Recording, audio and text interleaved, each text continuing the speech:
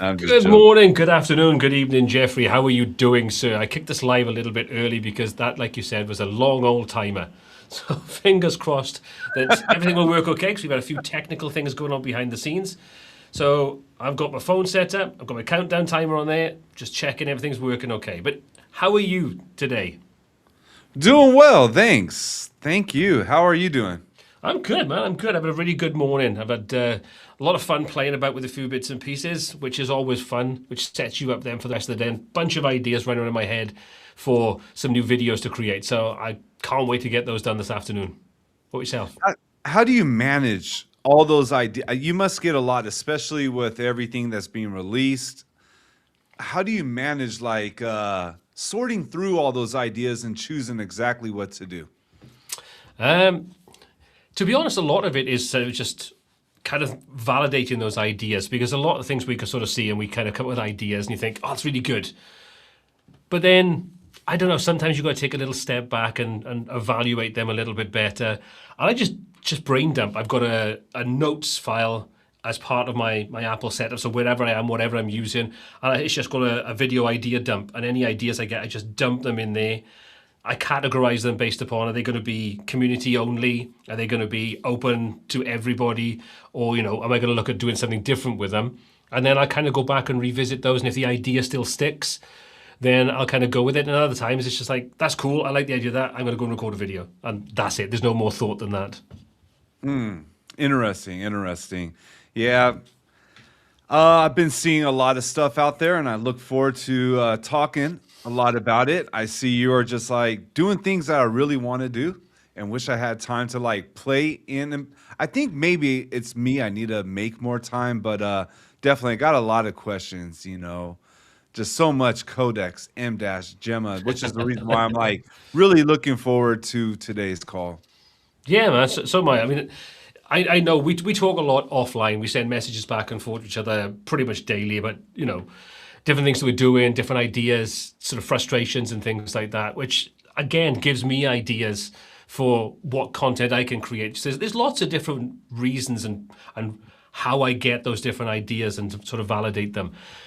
But I know that you were the same as me this week and the last sort of couple of weeks, even when you've been away on holidays. It's like your brain is going overtime about how you can realistically start to use these tools that are being sort of shown everywhere on YouTube and stuff like that, but finding ways to really use them, not to just create something that just looks like eye candy, but the reality is you couldn't use that in a real world scenario. I mean, what have you kind of been up to the last week or so? What have you been digging into? What tools you've been playing about with your successes, your failures, your frustrations, and so on?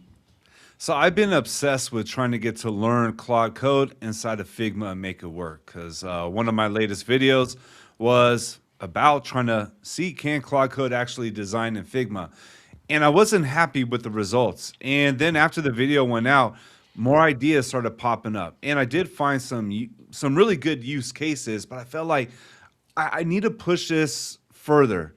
And it's pretty challenging right now because you do see a lot of these new tools coming out. We're hearing all these good things about Codex, while Claude is hitting token usages like really quick, and I want to jump around, but then at the same time, I just obsess on something. So that's what I've been doing. I've been obsessing, but I've also been finding some good results as well by obsessing with, right now, Claude Code and Figma. I think you do. I think you've got to find your workflow. I think with everything, there's so many different tools available and some resonate better than others. And people say, like, why do you choose that particular sort of framework, CSS framework, for example, over that framework? It's like, well, that one just resonated with me more so. And I think the same is with AI. I know that you are heavily investing into Claude, and I'm paying for Claude as well. But I'm also testing out Codex, and I found that Codex has actually given me some really solid results. And I think this is one of those things, I think, because Claude is kind of the one that everybody talks about. Everyone thinks that it is the ultimate best tool. And for lots of use cases, that might be true. But I'm also finding very good results with Codex, and I'm not worrying about hitting those limits. With Claude Code, with Claude AI full stop, you can very quickly hit those limits if you're using, the wrong model. We were just talking this before we come online, where you've got like Haiku and Opus and Sonnet and so on. Choosing the wrong model to do the basic things, choose through tokens way quicker. So part of what we, as people that are sort of educating, is we need to help people understand the importance of choosing the right model to get the better results and use the right one at the right time to manage their expectations and their token usage and so on. So, I mean, how are you finding that? I know you've upped your plan, but Yeah. how are you finding sort of working with it? So first off, when you get started with like Figma, or you could use Pencil or anything heavy like that, it eats up the tokens. If you're on the $20 a month plan, it will not last you more than like 5 tries to like get a design. It was gone so quick, and I finally caved in, upgraded. Since then, I haven't had to worry about it, but I have been learning about the token usage, and it's been an interesting perspective on it.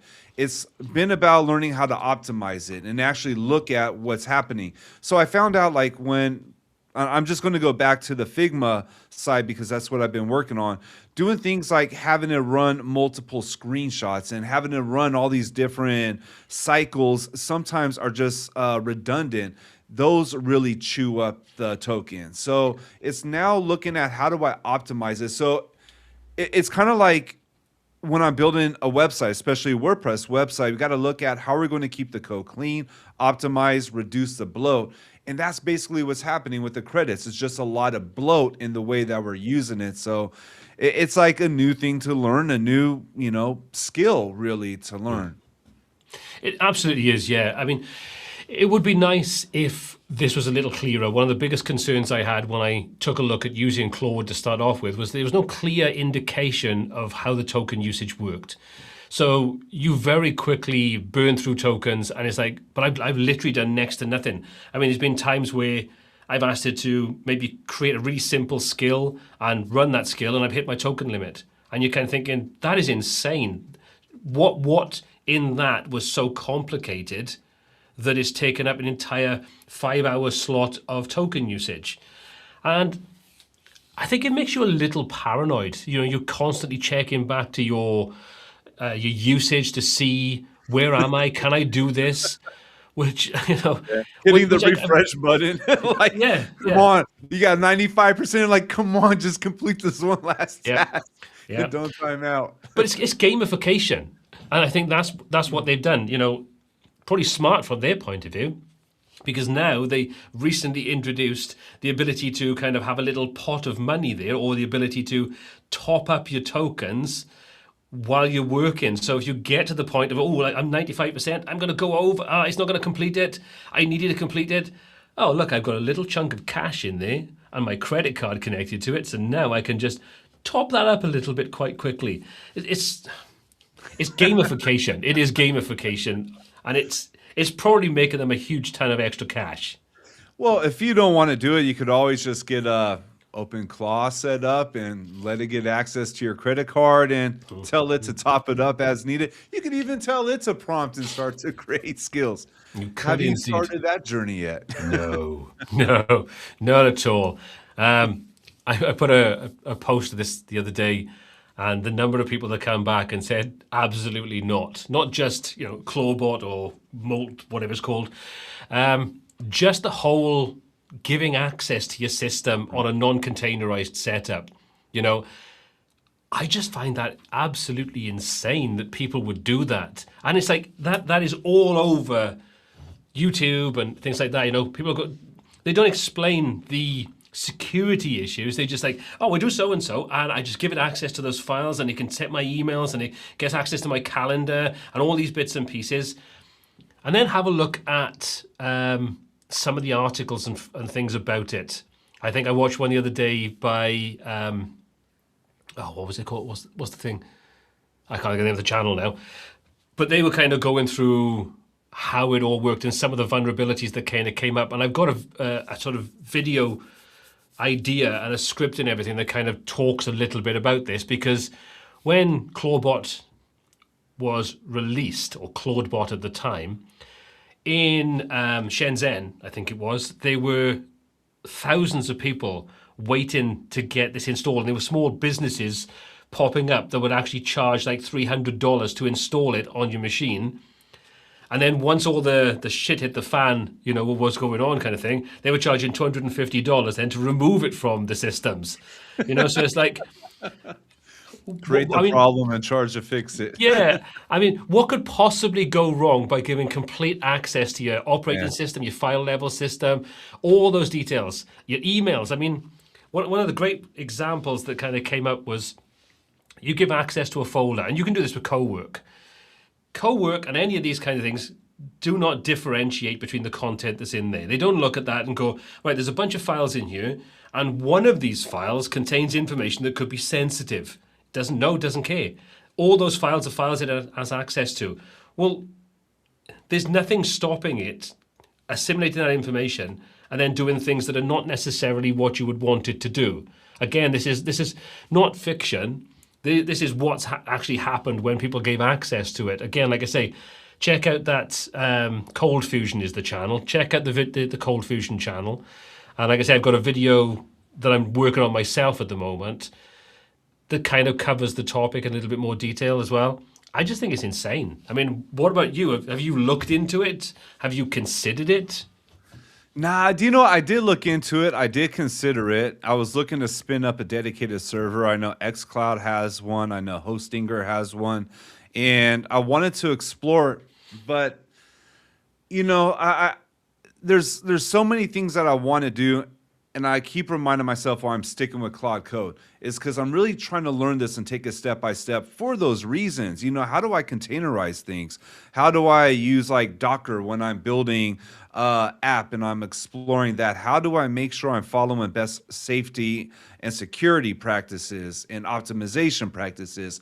So as much as I want to like explore and have fun and create a swarm of 50 AI agents that manage their own swarm of 250 AI agents just so I could spam the universe, I hold back and I'm just like, let me go ahead and let me just figure out one step at a time. And and then again too, I start thinking about, I'm like, who the hell needs a swarm of 50 AI agents that have AI agents that are managing AI agents? And you see all these like AI hype bro stuff, and I've come to the conclusion that I believe a high majority of this is somebody who is probably here in Chiang Mai or out in Bali or, you know, out somewhere, a lone ranger just like doing something they should not be doing.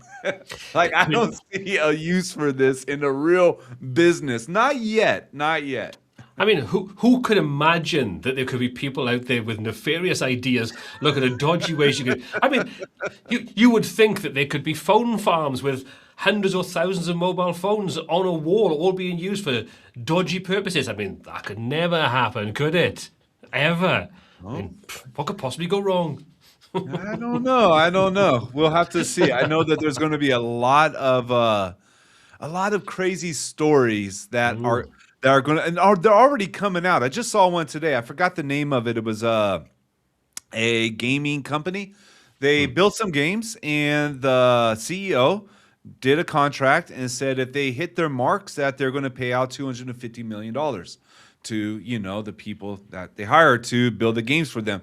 Well, one of the games is crushing it and, you know, destroying the marks that it set. So what this guy did is he went on, it was, I think, Claude or ChatGPT, and basically went on there, is like, how can I get out of this deal? How can I screw over everybody? And at first, I guess, I forgot which one it was. ChatGPT or Claude was telling him, like, that's not a good idea. But you know how it is on chat. But no, you got to look at it from this point of view. And then it starts saying, you know, it is a pretty good idea. Let me draft up a game plan for you. And then this guy stayed up all night with thinking he had the best idea out there, how to screw over people for $250,000. And of course, it went as you think it would go. And not only that, he thought and you know, all that stuff is still stored in the history of all those prompts. So now he's in deep water, and there's more and more of these stories that keep coming out. And I think we're going to see a lot more crazy stuff happening, even with like the big tech companies, Amazon, Google, firing all the developers to use AI only for AI to mess everything up. Now they need to hire everyone back to fix it. And yeah, Who could have seen that coming? yeah, it's hilarious. It actually is.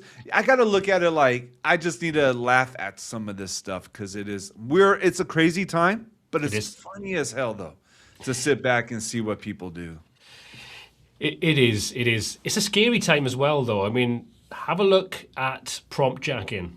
Have a look into that if you haven't seen anything about that, about prompt jacking. That will scare you once you Prompt realize dragon, jacking. As in, jacking. Okay, like a car jacking, you know, where people steal the cars and stuff like that. Prompt jacking. Have a look at it. okay. Honestly, I have to honestly, check that out.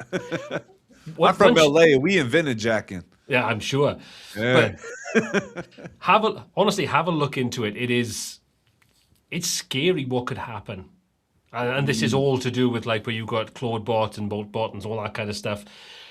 It is potentially opening up, you know, not to scaremonger people, but if you go in with your eyes closed, because if you look at most other industries, especially ones that could have potentially as an impact as large as what AI can have, there are safeguards, there are rails, there are guidelines, there's laws and things like that are in place. We don't have any of that. It is literally, like I keep saying, it's the Wild West out there at this point in time.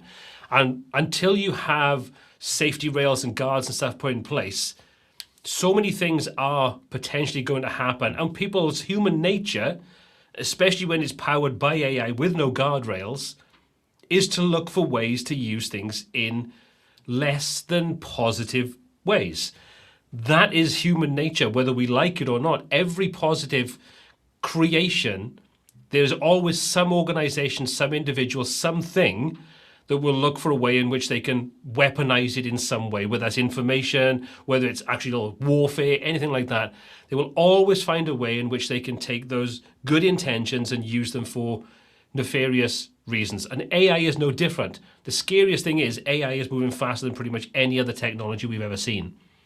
So we are in that Wild West situation right now, which is both exciting if you were inside it and you enjoy that. But I think we're going to see over the next couple of years as AI gets just more integrated, more, how do you say, pervasive in people's everyday lives, it's going to start to be used for so many dodgy purposes. You know, Yeah. when people can get access to, you think if someone got access to one of your co-workers, then should we say, whatever you want to kind of call it, people get access to that, and your history includes all of your searches, access to APIs, access to passwords, access to various different things that you wouldn't normally give external access to, personal information and stuff like that. All of that can be used. And that's scary. That is truly scary. You know, we worry about like countries like in the UK, for example, you've got the new laws that have come in for the Safety Act and stuff like that, which is totally overkill. But when you've got one centralized database that's got information about everything about people, their passport photos, their driving license photos, their national insurance information, loads and loads of personal information about them, maybe access to banks and stuff like that, that is something that's going to be targeted. It already has been. You look again, there's plenty of content out there about the security that governments are shit at in every country. Now can take that to a step further where people's computers, which are probably even less secure in most use cases, potentially have even more sensitive information available and easier access to things like bank accounts, online banking, stuff like that. It's just waiting to happen. And we're going to see a lot more stories about it over the next couple of years. Yep. Well, I don't know. I don't know what to do about that. I'm just trying to connect MCPs right now. No, I know I check my credit report like weekly. You know, I'm always trying to stay vigilant, and everybody has to. It's a shame that stuff is out there, but it's always been out there. there's always, there's always going to be that element that we got to protect ourselves from, unfortunately. Uh, but dang, you brought me down, man. So, right, so Let's get yeah, just messing around. I did before jumping on the call. I was taking a look at a few things, and it was looking at MCPs, and I started thinking about the MCP integrations that we're seeing. One thing I thought was interesting is like Mosaic, which is a new builder that just launched.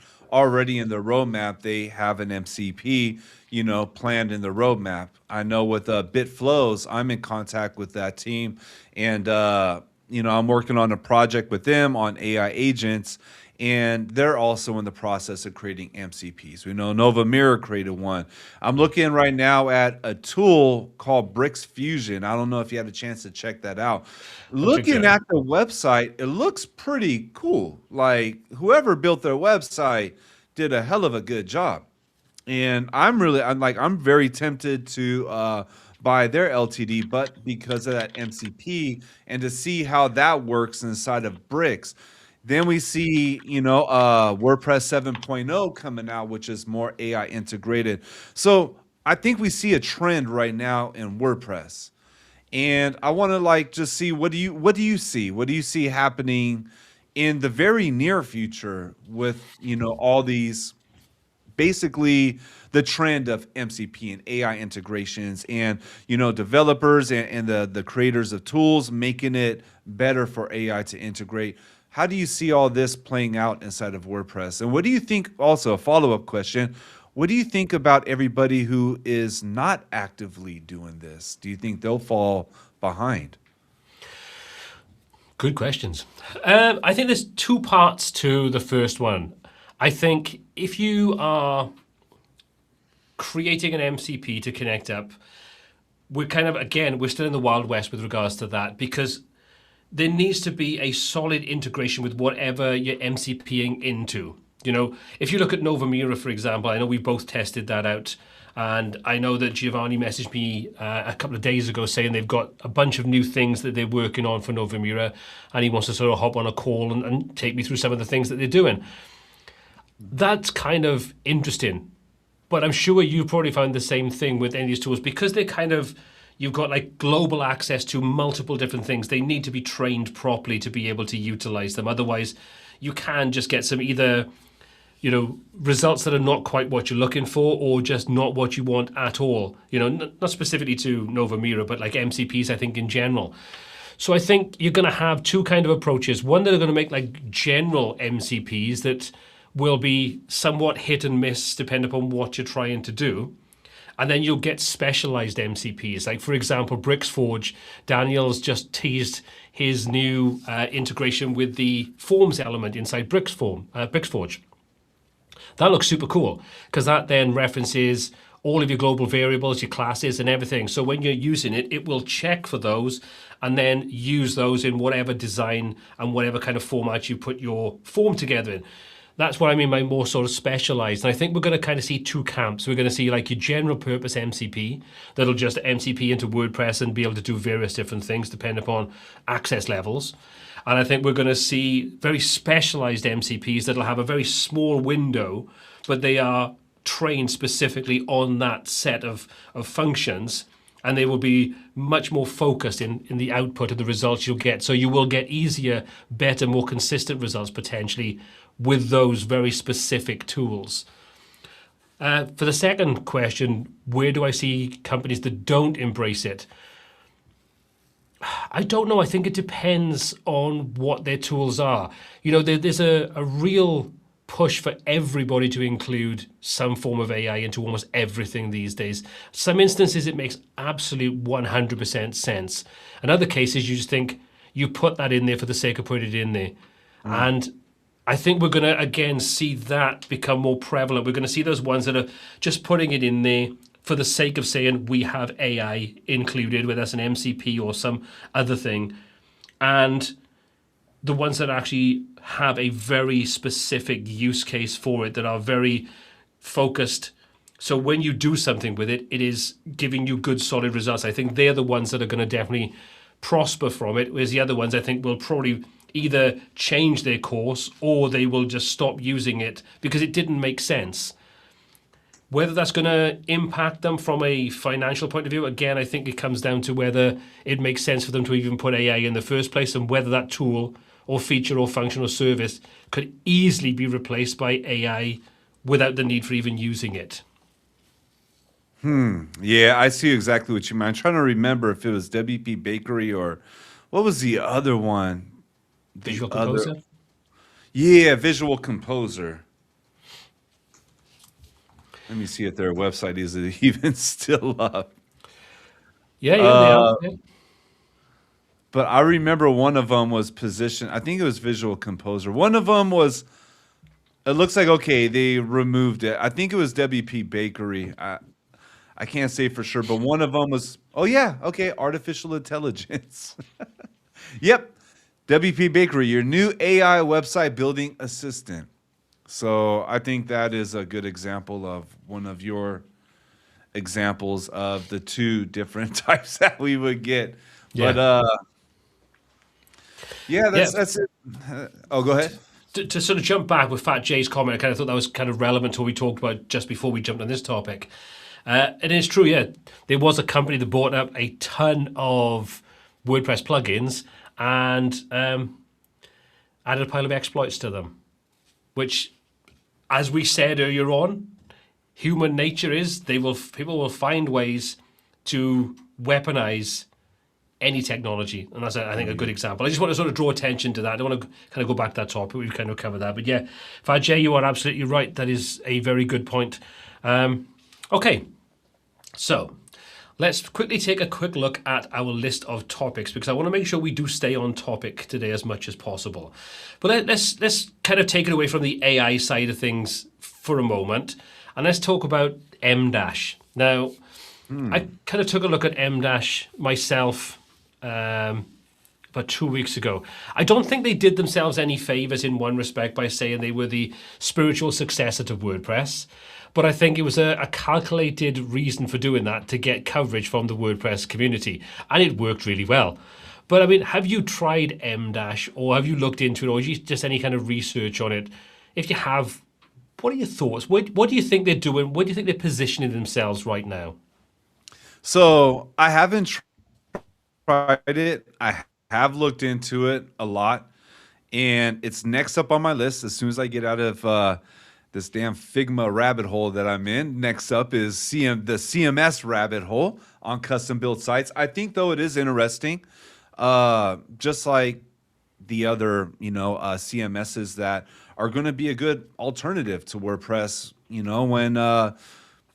When somebody wants to instead use a tool like Claude Code or Codex to build a website instead of WordPress. The whole spiritual thing, though, I thought that was super weird. I'm like, what is a spiritual successor? Does this have anything to do because of the way our beloved WordPress leader speaks and acts? I don't know. I'm just speculating right now, but I thought it was kind of weird. And also I kind of question, like, was this something vibe coded in a week by Cloudflare? Because they did that with their Vercel alternative that they've created as well, where they've basically took Next.js and replicated it, vibe coding within, I think they said 3 weeks. Again, I have to fact check that, but I don't know if that was the case, but I don't know. I am a Cloudflare user, so I do find it interesting. What about you? I think it's a very early kind of product. I think because they bought Astro, and let's be honest about it, what would you rather have as Cloudflare as a company? Would you rather have people using WordPress connected up to Astro front end, so you're kind of using WordPress headless? Or would you prefer to have something that's kind of similar to WordPress in the way that you would use it, but it is geared specifically to working with Astro, sorry. So I think it's phase one. I think this is very early. It's not great in a lot of respects. There's a lot of work to be done, but it is like a version 0.01. So it is more MVP than it is release candidate. Do you know what I mean? So I think if they do push forward with it, I think we'll see a stronger integration and workflow between that and Astro. So you can use that as your CMS backend if you don't want to have the hassle of dealing with the plugins and things. WordPress is easy. WordPress is one of those things that it's got a very long history. The way that you add plugins and so on is very, very simple. I do prefer their idea of containerized plugins. So if one goes rogue, it doesn't affect everything else. That makes a lot of sense.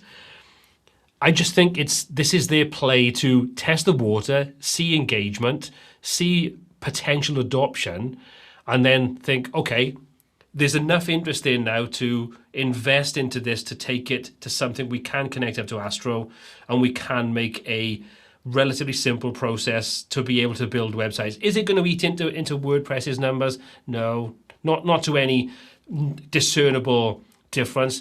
AI is doing a bigger job of that than any other tool is right now, and I don't see that changing anytime soon. So I don't think necessarily it was completely vibe coded. It might have been, I don't know. Without looking at the underlying code quality and stuff like that and being on the inside, we don't know. We can just make assumptions. But even if it was done like that just to get that proof of concept, that MVP, there's nothing wrong with that. That makes total sense. I mean, would you invest $100,000 into creating that MVP, or maybe spend, I don't know, $10,000 on vibe coding something, seeing what the market adoption is, the feedback, what people think, and then you gauge it, would we see enough adoption to invest money into this? To me, that's smart business. You don't put all of your time and effort into something you don't know is going to have any kind of market penetration.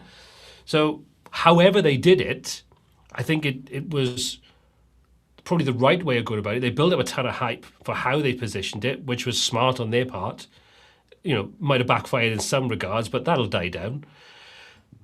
So I think that's where they're going with it. I think they're playing, right, Astro is what we want to have as a sort of a way into replacing things like PHP, MySQL and stuff like that. That's going to be our language. Adoption is good. We've now bought that, we brought that on board, but we need to have a way of leveraging that.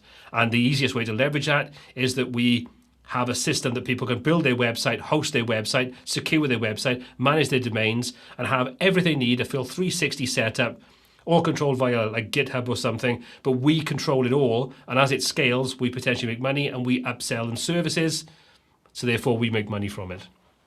See, and this is what is coming. Now, I think one thing like MDash isn't going to like cut out, a lot of WordPress usage, but a lot of these, I feel like when we look at Lovable, Bolt, when we're looking at other platforms, they are starting to really mature in a way where they are that all-in-one, where you can manage it. It's no longer just prompt and you get this thing, that comes to you. It's starting. We're starting to see some of these tools, which is great for us. I feel this is a great time for us because now we got options, and I like WordPress. It's cool, but I also like having options. Before we didn't have many. I wasn't a fan of the closed source side of Webflow and Framer. I think they're great tools. In a way, I'm a bit jealous of people using it because I would like to get in and use it. As a designer who uses Figma religiously, Framer feels like the good way to go, but I always felt their pricing model was a huge turnoff for me. Yeah. Webflow, I was very tempted at one point to go into Webflow and to start using it, but I'm really good at WordPress and I got my stack, but now, we do got options, which is pretty cool. We do. And to go back to your sort of talking about Lovable and Bolt and stuff like that, they've done the smart thing. And I think this is what we're going to see more of.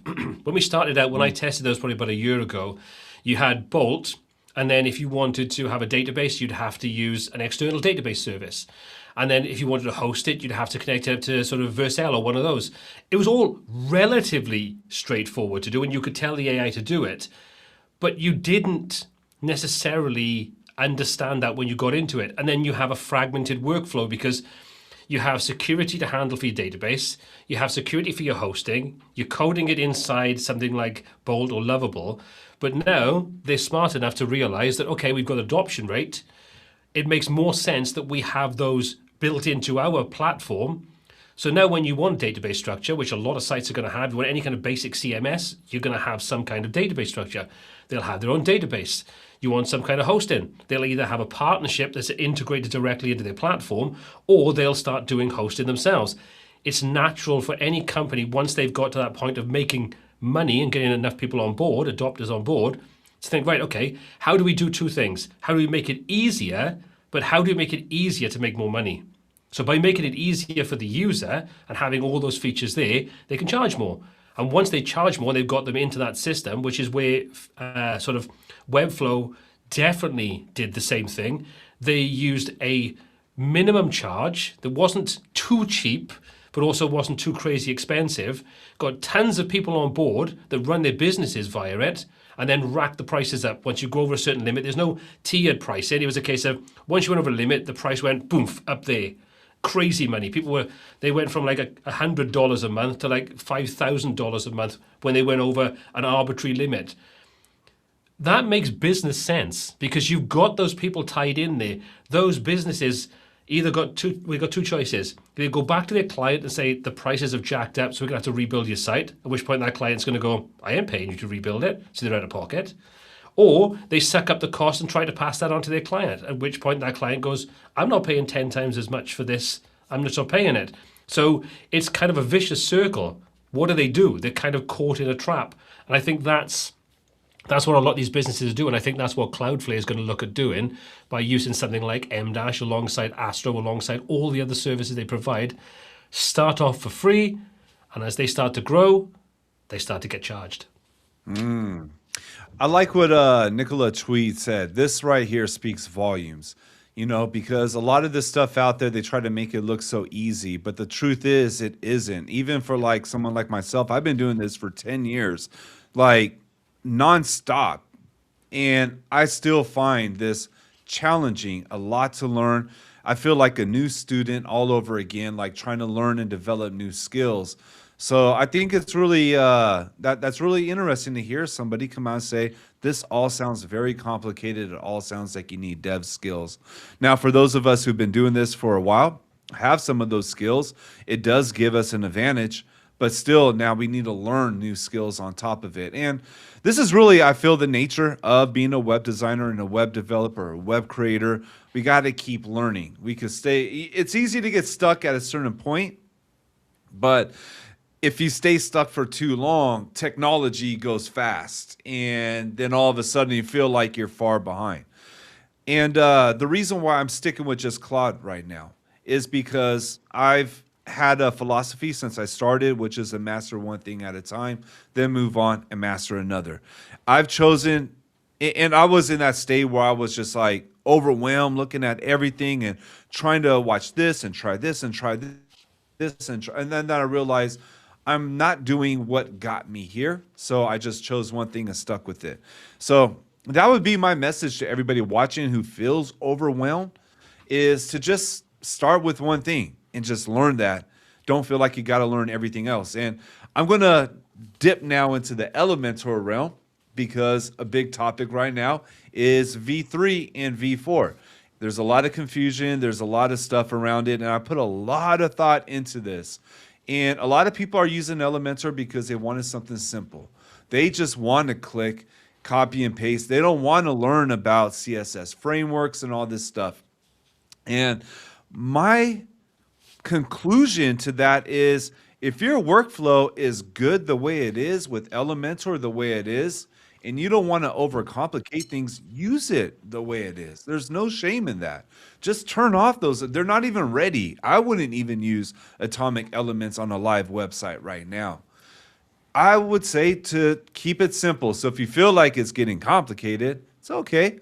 It's going to be complicated. Keep learning, but don't feel like you got to overwhelm yourself with things. That's just my message. What do you think about? Okay, I want to kick the hornet's nest right now. I want to. I'm gonna throw it out there. What do you think about Elementor V4? And I'm sure you've seen the comments and what people are, the general consensus of the long-term users. What are your thoughts on this? Let me just go and change my t-shirt and put my anti-fan one on. I'll put my Elementor t-shirt on. I was about to wear it tonight. I think I'm gonna put it on for our next stream.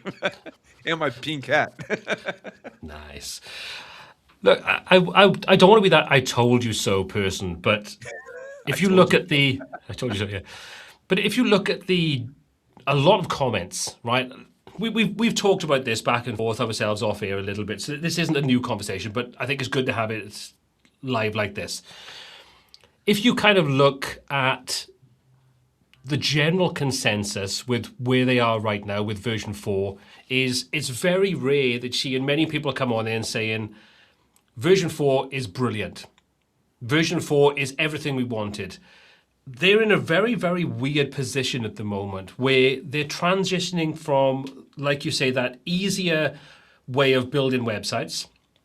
And I think they've been going through this transition even before we take a look at version 4. Version 3 point whatever, when they started bringing containers, CSS grid and so on in. Once they brought those in, they already transitioned from being the easy builder to now we're trying to move into modern technologies.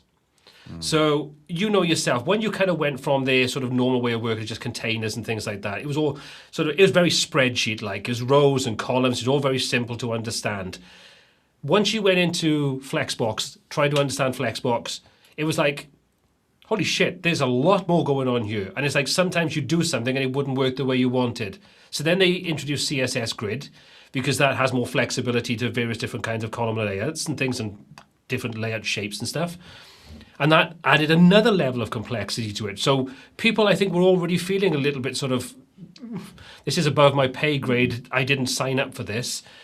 And now with the CSS framework, bringing that in, that ramps it up even more so. Now, yes, you don't have to use any of the CSS framework, the variables, the classes, and all those kinds of things. You can basically ignore those. But the problem you kind of have in my eyes is that they've got 1 foot in 3.x and 1 foot in 4, and then they're telling people you can use this in production. I don't see why that makes any sense whatsoever. Version 4 only has a small percentage of the tools that you need to build a design. So you have to go back and start using 3x elements anyway, or widgets or whatever they're currently called. Well, you negate the benefit of using any of those atomic elements, because the whole point of those is cleaner code and et cetera, et cetera. So it's removing the legacy debt that they have from those older elements and widgets. But then you've got to put those in to build out a lot of what you need anyway. Then you've got like the hard limit on 100 classes. I mean, 100 classes, you know yourself, you could easily, on a relatively simple design, easily hit that limit without any real problem. Once you start getting into working with BEM naming, you can have a card that has 10 different classes associated with it. That's just one card. So 100 hard limit at this point in time, I don't know, I'm sure they'll get rid of it. But it's still, these are all things that say to me, this is not a final product ready for production. This is still a beta release that is being publicly tested and touted as a final product.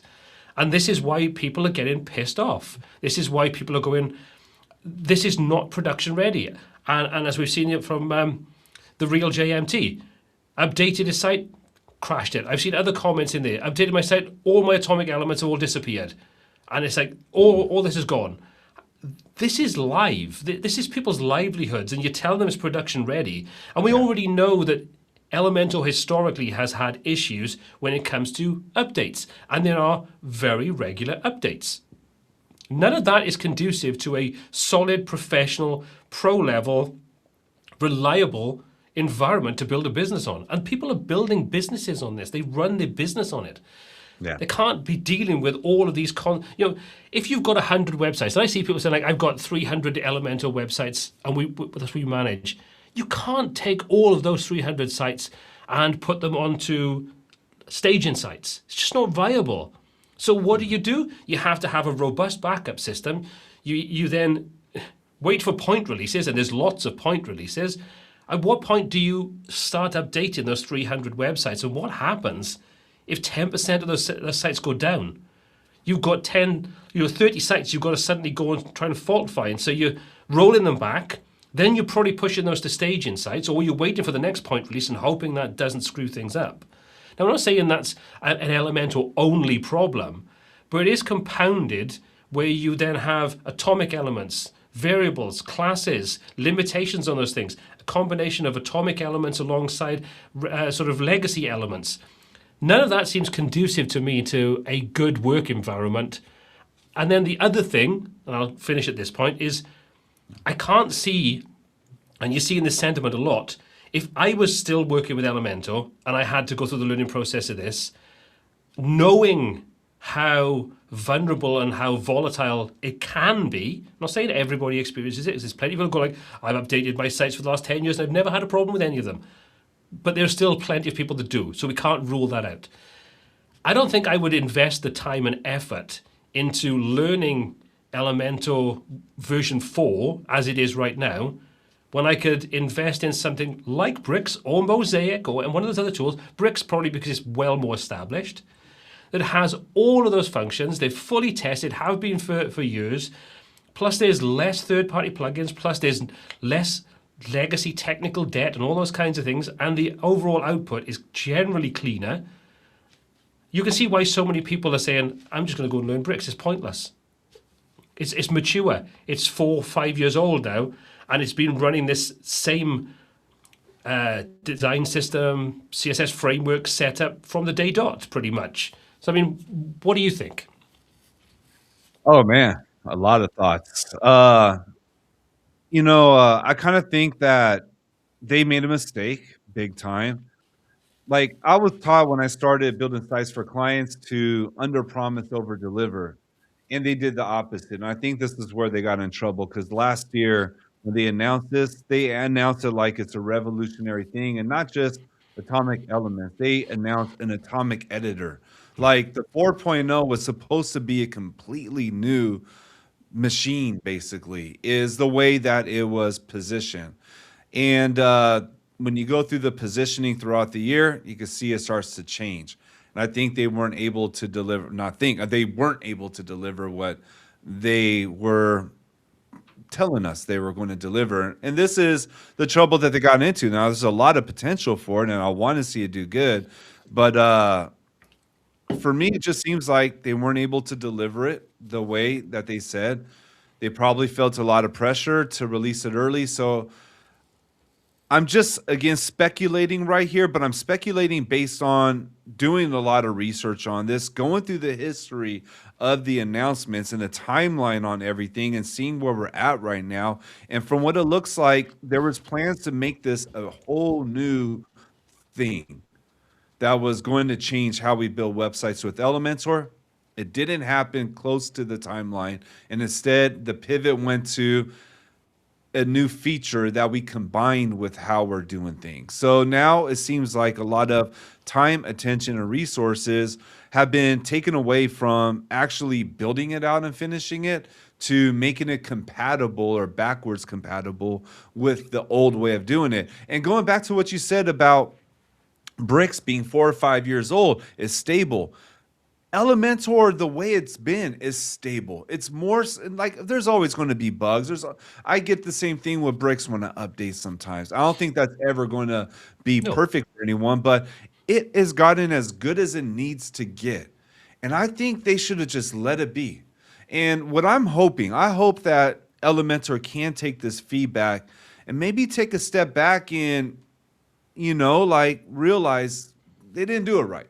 Like there was a mistake in it. It could be done differently. And I would like to see them split Elementor Classic and Elementor, the atomic version of it, where we do have that atomic editor. Because right now, as it stands, it's like 2 different page builders in one. I would not use V3 widgets with V4 elements, even though they're trying to say it's not a solution. It's trying to fix a problem that was caused that's only going to cause more problems down the road. And I want to see it work. I want to see it succeed, but it needs to be done right. And I think that some of the messaging is wrong. Telling people production ready, mix it with V3. I think these things, like you said, it's people's livelihoods. We're liable for the websites that we build, and something has to change. It does have to change because it's frustrating too as somebody who teaches Elementor because I want to teach this so bad. I want to create videos and show people how to make proper frameworks and variable systems and naming the classes properly and building a proper workflow, but I can't. My hands are tied. I don't want to teach something that's half baked. And I feel like if I try to teach this right now the way it is, I'm going to be doing people a disservice. That's just how I feel. Yeah, I can't disagree with you there. The other thing to kind of consider is that maybe they should have taken the same approach as Divi5 did. You know, that couldn't have been an easy decision to go, right, okay, we'll maintain version 4 while we develop version 5. And version 5 is going to be a complete rebuild from the ground up. This isn't going to be taking all that legacy technical debt. I mean, you've only got to look historically at companies like Microsoft, Adobe, where they've been going for years, and the technical debt they've got for backward compatibility with God knows how long. That is not conducive to having solid products. That's why the likes of Premiere Pro, for example, was so bad at stability. I mean, I used to use Premiere Pro. I was a full Adobe Suite user for probably 15 years, maybe even longer. Spent thousands on it. And it was so frustrating because A, it was as slow as hell. And I say, when I moved over to Final Cut Pro, it's like, my God, I can work this quickly. So it's like people go like, how do you get videos out so quick? Because Final Cut Pro gets out of my way. It just does the job. You know, is it perfect? No. But it doesn't have all that legacy technical debt. You take a look at Microsoft, for example. I mean, just installing like Outlook is like 1.8 gigabytes. It's a freaking email client. Do you know what I mean? It's like, what on earth is so big about an email client that it requires to have that? When you look at something like, I don't know, Spark, for example, a couple of 100 megabytes. Does the same job. Okay, yeah, it's got more functions, but most people don't use all those extra functions anyway. And I think this is what's happening here is at some point you've got to go, we've taken this as far as we can take it. We will support it. We will give you bug releases and stuff like that for a period of time, the next 2 years, for example, once we release version 4. Version 4 is a new product moving forward. We'll help with a migration assistant if that's possible. Otherwise, you know, you are going to have to start from scratch. But we will still support what we would consider the legacy version of Elementor 3.x. Not saying that would be easy, and from a financial point of view, it might be crazy. I don't know what, but when we keep hearing, oh, we've got different teams for different things inside Elementor, so we're assuming you've got multiple teams of multiple people, surely you could say, well, it makes sense, instead of retrospectively trying to get this into version 3x and make them work together, and all the things that probably come with that, all the problems that came with that, run them parallel to each other until you get the point that V4 is now finally released, so the full editor, and then the V3X is now legacy and will be supported for a period of time for bug releases and fixes. Nothing more than that. There'll be no new features whatsoever added to it. You put a complete halt on that. It already does everything that people have wanted to do because people are running businesses on it. They're making money on it. They've got hundreds, maybe thousands of websites in their business running Elementor. So they don't need these new features. They're already building sites and making money. So let's say V4 is a new entity, and therefore it's from the ground up, built with all the skills and the knowledge we've picked up over the last 10 years of building Elementor. Now there's going to be this new version which we move forward with that doesn't have all that debt. Then maybe they could compete with the likes of, look at Mosaic for V1. That's, you click and it's open. Bricks, you click and it's pretty much open. Elementor, you click and you hope it opens. Otherwise, you've got to go into your PHP and start increasing memory. Now, that's fine when you're people like us that are comfortable with that, and you just pop it there, increase your memory usage, and mess up with your PHP INI files.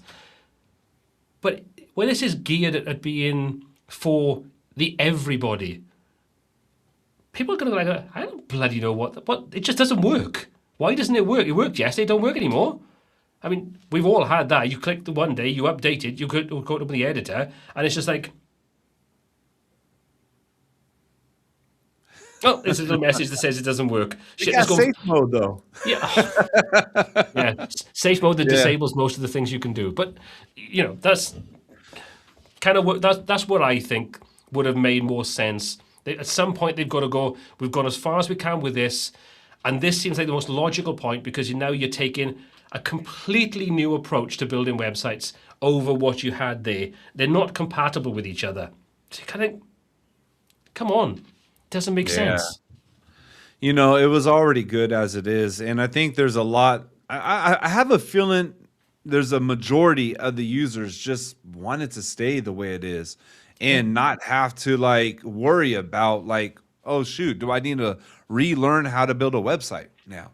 And beyond the bug fixes, there's still a lot of improvements they could continue doing with the current, the old school.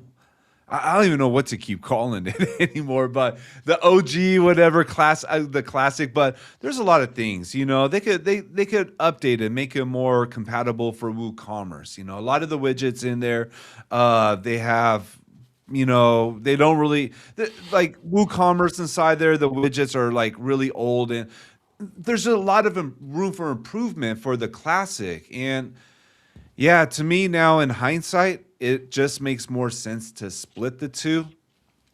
If they want to make something more atomic or, professional focused, I think it should be separated.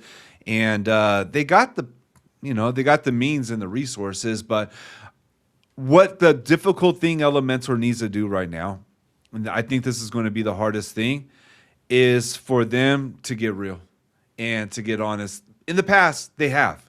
In the past, they've made mistakes and they came back and said, yeah, we messed up.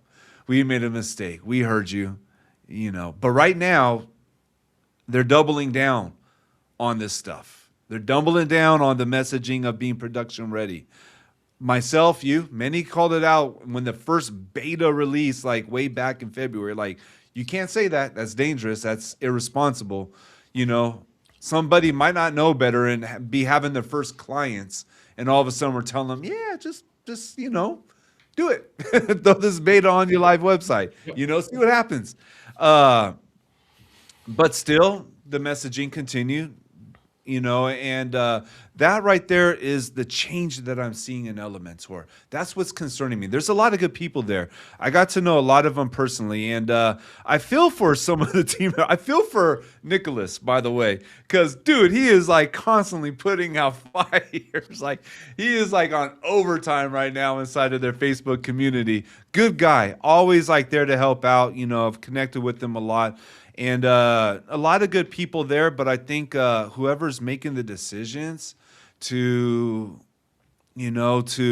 not admit faults, to not step back and reevaluate, like, okay, perhaps we didn't go about this correctly. I think it's the same people. Again, I got to stop guessing, but if I were to guess, I would guess it's the same people who came up with Elementor 1 and came up with all these other different things that are happening there. And I think they need to step back and make this right. I know Elementor doesn't want to be considered a page builder anymore, but Elementor is a page builder. You know what I mean? And I know you don't want to be that. And I think you've said it before that they don't know what they are anymore. And yeah, I hope that, I know Reno just put out a really good video. And I hope that they're listening to this feedback. And I do hope they make changes for the users, not the investors, the users. And they need to. I would love to think that that would be possible. But I'm going to kind of draw a parallel to what we talked about a little earlier on when it comes to MDash and tying people into your ecosystem. And I think what's happening at the moment is that Elementor is seeing the writing on the wall. They're seeing the people getting fed up, peed off, annoyed, moving away. And they're thinking, shit, how can we stop that from happening? Or at least make it more difficult. So what do? You create an ecosystem that you pull people into that makes it very difficult for them to get out of. You know yourself that if you've built 50 websites for clients with Elementor, it's not easy then to just suddenly stop using Elementor. because you've got 50 sites that you have to maintain and update, and clients that expect probably 3 to 5 years out of a website they paid 10 grand for. Always 10 grand, always 10 grand. But if you get people fed up, they will go, I would rather rebuild those client sites behind the scenes without them knowing, and I take it on the chin for the fact that I can move over to a system that's faster for me to work with, more fluid, more stable, and is better in whatever relative terms you have. That's what I've done in the past, and I'm sure you've done the same thing. You've had a client, you've had a system you've built, and it's not working the way you want. It's causing you more problems and headaches, more stress. So you go, right, I'm going to rebuild our website with a completely new tool set without the client knowing, transition all their data over, and then I'll just move that site over and they won't know any different. They'll have exactly the same look, the functionality they expected will be there, but it'll be a system that doesn't cause me the headaches. I've done it multiple times in the past. People will do that when they get pissed off enough with something. And I think when that's just the builder, that's hard work, but it's doable. But when that's the builder, your image optimization, potentially your hosting, your security, your email platform, all those things, that becomes an exponentially bigger headache. And I think what Elementor are doing right now is they're building that, they're touting this as the be-all and end-all. So if you're an Elementor user, this is the next thing. We're making it easy to get on you. You get all these amazing tools, which nobody paid for anyway because they didn't like them. But it makes it very, very difficult then for you as a business person running a business using Elementor and using these tools to move away. And I think that's what's happening at the moment is they see what's happening with V3 to V4. They're seeing people thinking, well, I could just go and learn bricks because that's already more mature and it's fully featured and has all the design system and the CSS frameworks and all that kind of stuff supported. You don't yet. This transitionary period is going to take at least 12 months, maybe longer. Do I really want to be caught in that? And the friction that could potentially present, and then the remedial work I might have to do to get people off the legacy widgets onto the atomic elements when it is finally fully released. Where am I going to spend my time? As a business person, you have to look at my time costs me money. The licensing, the $200 per year for Elementor 1,000 site thing, is neither here nor there for most businesses. In the same way that the lifetime cost or the annual cost for like Bricks or Mosaic or Oxygen or any of these other tools that you might prefer is a cost of doing business. So once you've gone past your first website, you've probably made your money, you've paid for that for the year, for the lifetime, whatever it is. Then you're on to, right, now we're making money. That cost has been absorbed and will be diluted across the projects. So I just think that's what they're doing. They're in panic mode at the moment to a certain extent, and they're looking, right, how do we tie people in to make it more difficult for them to move away while we transition when we can see that that's what's happening. To what extent, I don't know, because we don't really have a definitive figure of paid Elementor Pro users compared to like Bricks or Breakdowns and that. We just have like an overall figure in general for how many Elementor-based websites are live. Probably a big portion of those use free because so many themes and stuff that you can buy have Elementor as the builder that's included in it. Do you know what I mean? Yeah. That's what I think. Yeah, that's what happens when a company just gets too big. So many employees, so many teams, so many, and it's just big, and this is a reason why, like, I'm really interested in something like Mosaic, which is like refreshing. It's a solid team. It's not some big giant company that has to focus and make decisions based on, everything around marketing and cost and stuff, because when you get so, I don't know, it's when we see it in big companies, all of a sudden it stops becoming about the customer. It becomes about the investors, and it becomes about how do we maintain this monster that we built? How do we keep it going? And I hope they figure it out. I think they're going to be good regardless. Like, look at they're fine. They're going to be fine. That's not going to change. I just think that I think like those of us who are moving forward in our skill sets, now we have more options. And I also looked at like the typical Elementor user. like who starts to build websites for clients. It's great for a beginner to start building your first websites, to start getting the business, of a web designer going. It's great to learn, but as we learn and some years start to build up, we gain experience, we gain skills, and then we want to start to do more. So I think that's why a lot of people are excited about the atomic elements. And we're lucky we actually got some options right now. So I see a lot of comments coming up. I don't get a chance to see all of them. Oh yeah, all of them are free. Yeah, I would say a big percentage are going to be free. yeah, I yeah. do, yeah. I do, honestly do. So the comments are coming clicker. I go to click on one, I think, oh, that's a good one, and then it suddenly jumps up, and I clicked on a different one. So, yeah, I think this is the thing though. It's like people are moving away to other tools because the learning curve of moving from where you are with version 3 to version 4 is big. If it was the same for me. It's like when I moved away from Elementor to Bricks, wrapping your head around CSS variables, naming conventions, classes, to the extent that controls probably 50% of your entire site. That takes a lot of kind of wrapping your head around, not the technical aspect of it, but how to implement it effectively. And then how do you bring in CSS frameworks that are already built? Then you have to learn how those work and how you implement those into your theme style, into your workflow, into your components, into your elements, and all those kinds of things. There's a lot to learn there. But at least if you're learning a tool like Bricks, for example, like I say, I keep going back to Bricks because it's the most mature that uses this kind of technology that I use. It's all there. And it's all there right now. So you're not learning something that may change in 6 months' time, or may change in a year's time, or may just be completely taken out. You've got a system that thousands, tens of thousands of people's using on websites that are live, that they use it day in, day out, but it's also an industry standard method. And this is the thing that I think has always been missing from Elementor. They've gone their own way about it, which means that if you move to something like Bricks or something else, and Mosaic probably even more so now, because that's trying to get even closer to how you would code things, you are suddenly so far out of the loop that you don't really understand A, how to use the technology, but B, how that actually builds into the bigger picture. But once you understand that, take a look at something like Mosaic or Oxygen or something that uses classes and variables and things like that. It's like, oh, okay, now you're just going to learn the interface. But with Elementor, you've got to learn all about variables, classes, all those things.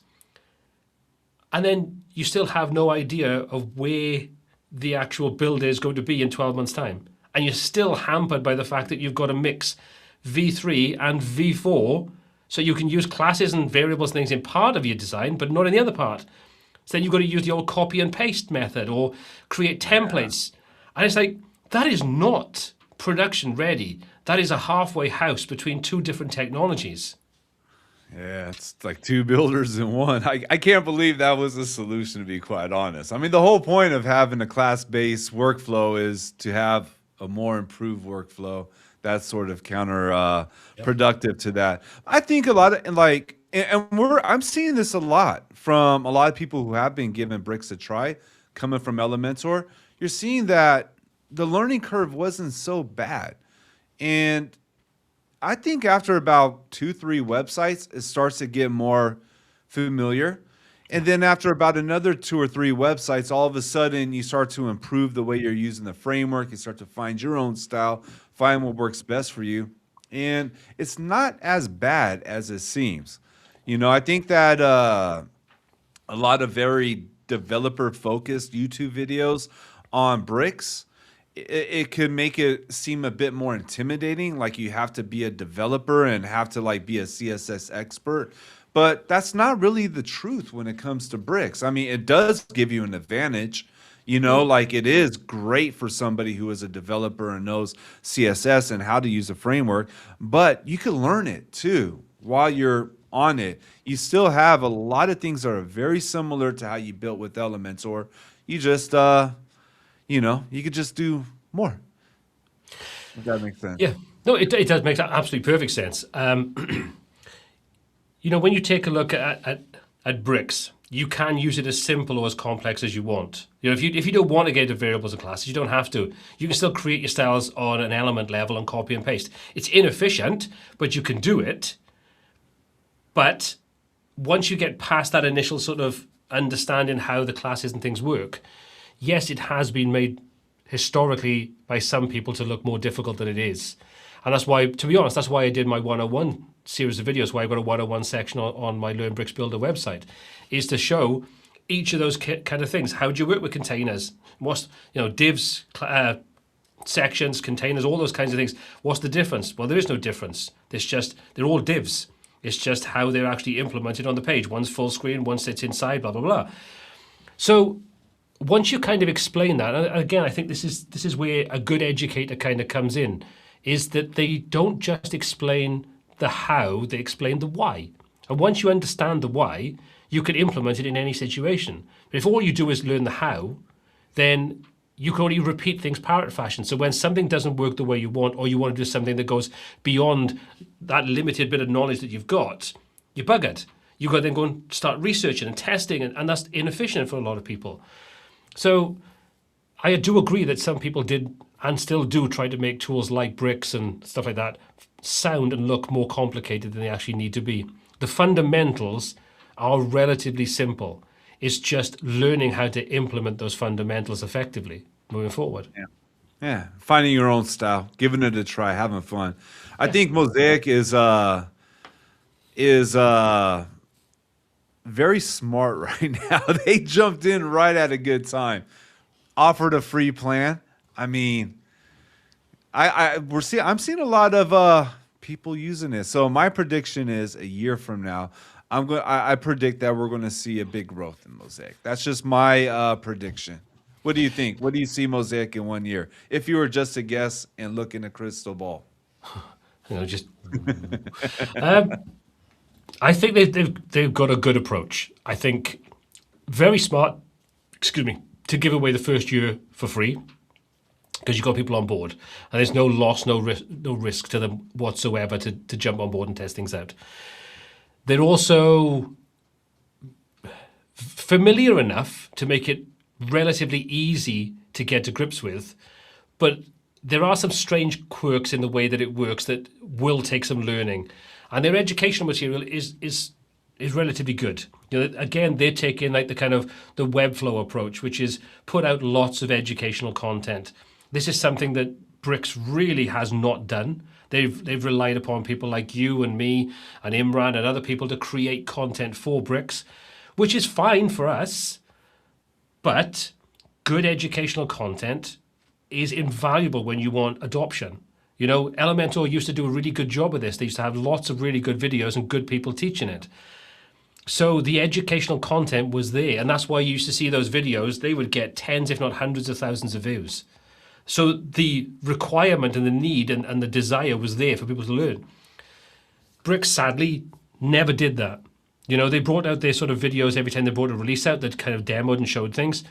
And there was criticisms leveled at that. It was very technical and stuff, which, you know, if you're not from that background, it's not easy. It's not easy to get in front of a camera and explain and educate people. It's not. It's a skill in itself. But they missed a trick there. I think their adoption would have been a lot further along had they actually taken that approach. Oh, yeah. Yeah.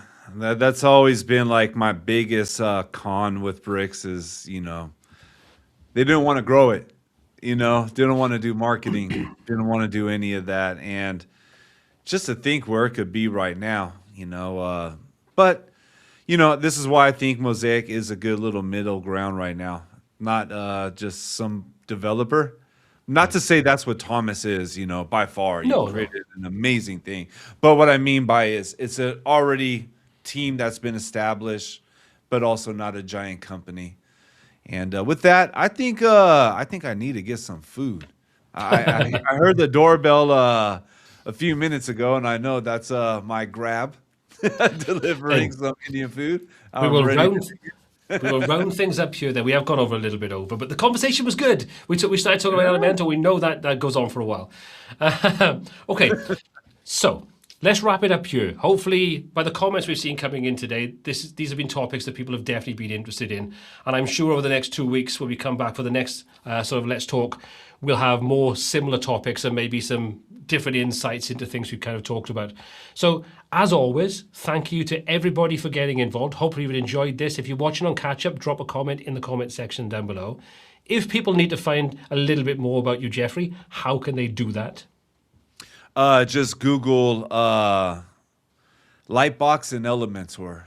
You'll see it come up. For real, for real. You could even chat GPT it. No. Yeah, it's true. It's true. And I think Steve Kinsey is definitely trying to get in touch with you. So maybe you want to have a conversation with Steve Kinsey, because he's popped up a few times saying he wants to get in touch with you. But Okay. Cool. Thank you so much for taking the time again today, Jeffrey. Go and enjoy your food. Thank you to everybody that's been on today's live stream. And like I say, if you're watching on catch up, be sure to drop a couple of comments in the comment section down below. Take care, and we will see you again in 2 weeks. Have a good one. Take care, man. Thanks, Paul. Good talking, man. And as always, it is indeed.